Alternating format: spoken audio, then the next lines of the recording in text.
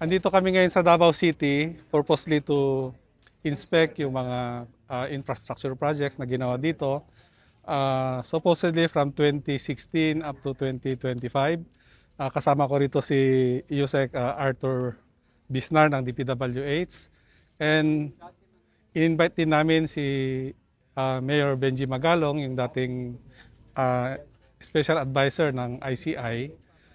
This is part of the turnover ng mga inumpisa niya na mga infrastructure na imbestigahan.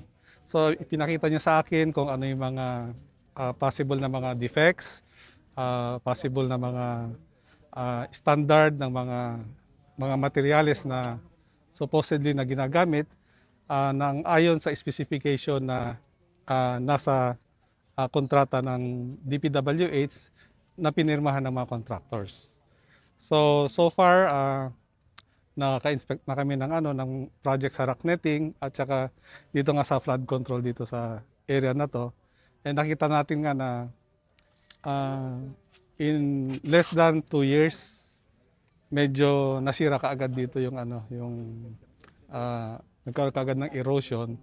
So I think we have to review yung kontrata para sa ganun ma-determine kung ano ang pwede nating gagawin na sanction dun sa mga contractors as well as yung mga supposedly na nag-implement ng project nito. Gusto ko pong i-emphasize na ang DPWH sa pamumuno ni Secretary Vince Dixon ay patuloy na tutulong at susuporta sa investigasyon na ginagawa ng ICI.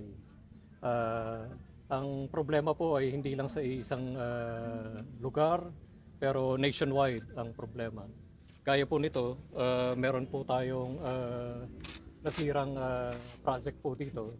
Ang nasabi po ni Secretary ay dahil meron ng na-aksidente dito sa makeshift wooden bridge na to, ay pagawan through DE or yung regional director natin ng isang mas permanent steel pedestrian bridge.